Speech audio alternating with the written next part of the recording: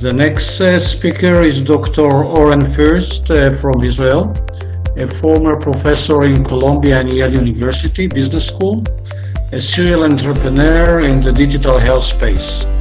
He will bring perspective of company addressing the mental and loneliness aspects of elderly using personal intelligent robot, which is kind of continuation to what Kelvin Tan was talking. Oren, please take over, and we will have only about 10-12 minutes for you. Thanks. Go ahead. All right. Okay, so we're going to talk about pet robots, but in particular, a very particular one that we've been working on and that was created or is being created as part of our investigation of this area. So a bit about myself, former faculty at Columbia Business School. I led the technology strategy and valuation program there. And as a result, was exposed to a lot of technologies that addressing different fields and always trying to create like some kind of a fusion between different technologies in order to address specific needs. And in recent years, focusing a lot on the areas of stress, emotions, and their linkages to chronic illnesses. And if we look at the market that we're focusing on here, essentially a very good chunk of the population is becoming elderly. So 900 million people worldwide that are elderly, and an astonishing 30% of them are reporting loneliness. Now, you augment that or you couple that with the buying power, the spending power of the elderly people, and you see an incredibly large purchasing power, so to speak, or the ability to solve a problem either by the elderly themselves or the family members, with a problem that is manifests itself in 30% of that population, target population. Now, when you look at loneliness is the driver of many chronic illnesses. And from the usual suspect of high blood pressure, heart diseases, diabetes, obesity, obviously depression, anxiety, but affecting significantly Alzheimer and even many types of cancers. So currently, as far as we, after mapping, we're going to talk about it in this short talk, we don't see an adequate solution for this issue of loneliness from a technology standpoint. So we'll look at some of these potential or current solutions and what we came up with as a plausible, at least to us, a plausible solution for this issue. So comes Corona. In the last few months, all these things have been compounded. So in many countries, because they are considered as high-risk populations, seniors were kind of in lockdown. So even if they were not lonely to begin with, and had did not feel lonely, they feel much lonelier during this time and era, as a result of been forced to be socially isolated, even from their own friends, let alone from their families, if they have nearby families. And there's a lot of data showing that their immune system, that is, to begin with, more fragile, is now being further hampered. And as a result, we see situations of depression and anxiety. That's natural, but diabetes, more cancers. Diabetes is becoming more of an issue for people that were like pre-diabetics. Those that were diabetics are starting to have much more severe situations, etc. So we attribute a lot of it to this stress and breathing-related issues that could be also the answer. If we look specifically on the US, data is very similar in other countries as well. Very large number of people are living alone. Okay, so in the US, for example, there are like more than 40 million Americans above, 65 and above, and many of them are living either nursing homes, hospitals that the expectation that the norm, so to speak, but a good chunk of them, more than 1/3, are actually living alone completely. Okay, and the likelihood of living alone is increasing obviously with age, and if you look at the gender distribution, partially because of the age span or age expectations. Lifespan of women is higher in the U.S. as in other countries as well. But even taking that into account, more women are likely to live alone without a spouse or family than men, even at the same age. So if you're looking at the demographics, we're looking at demographics where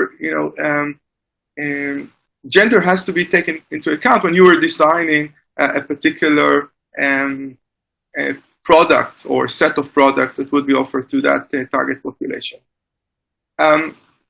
Chronic illnesses in the States, US is a bit tilted, a bit more severe than in other countries.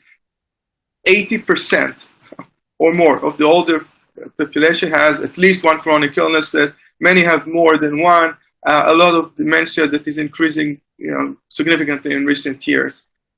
Now, a few studies have been done about pet robots as one mechanism to alleviate loneliness and to look at some of the social aspects that they can assist in.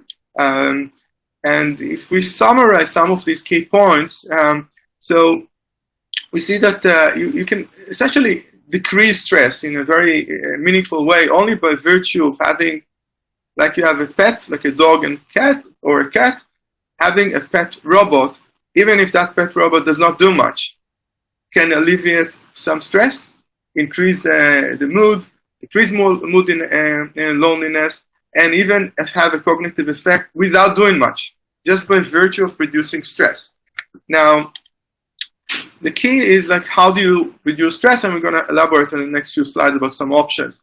Now, in terms of conversations, most of these initial pet robots cannot communicate with the elderly people other than responding by some noises as a response to petting them. But they are a topic of conversation among those elderly people that are in nursing homes. But to begin with, the loneliness problem is not that it is important, but it's not as crucial as it is for the people that are completely lonely at home, and they don't have anyone to talk about how their pet robot is a good friend of them, because the robot does not respond to them. So that, in addition to the fact that you're looking at studies that predominantly were done in Japan, which has its own very, very, very specific attributes of notion of perception, of acceptability, of animated figures and fictional figures. Some people have asked, well, will that lend itself to other countries as well? So we mapped the market. We looked at a variety of different social robots that are kind of, some are being pets, like the Paro, like the AIBo by Sony, and some are just like more like Pixar lamp figures. And we looked at their features and functionality, and I'll give you like just two examples. And one is the Paro that have been the topic of many studies because of its cost. Typically, it's really in nursing homes, and it's not like a personal robot. Responds very cutie, but it was created many years ago. So as a result, doesn't benefit from a lot of the technology advantages of recent years, both on the cost as well as on the functionality things. So most of the studies that were done on him with him were kind of constrained because of the limited functionality. On the other hand, there are a few service robots like Meditemi, which combines functionality of some social functionality, but mainly doing errands at home. And neither one of them is addressing the comprehensive set. And we saw some both studies as well as some pilots that were conducted with them.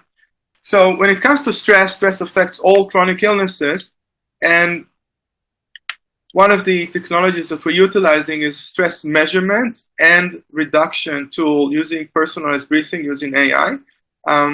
Essentially, one places his hand on his finger on phone's camera, and getting a lot of the vitals with some algorithms that are approximating cortisol level at their body, and receives breathing guidance that are personalized in order to reduce that stress level. Has a profound impact, including affecting diabetes level, sugar level in amazing level, 18% reduction within a few short weeks. So if we look at the impact of combining stress, etc., on elderlies could be significant. So we are creating a pet robot that combines lenses.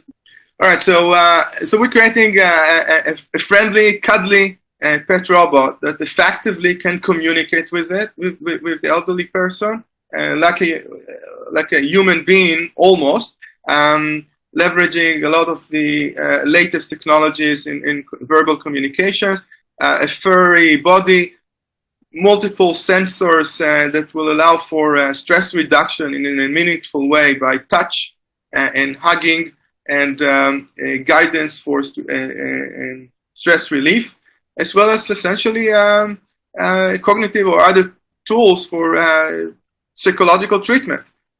And that's, in a nutshell, what we call BEFI. And so it's, as far as we know, I mean, this is the most advanced interactive robot that is both cuddly, like pet robots, but functionalities of telemedicine, plus like your personal coach, all in one relatively tiny pet that you can hug and take anywhere you want. With that, I'll conclude my brief summary in this area. Thank you, Dr. Oren. You'll be able to elaborate on that in the panel.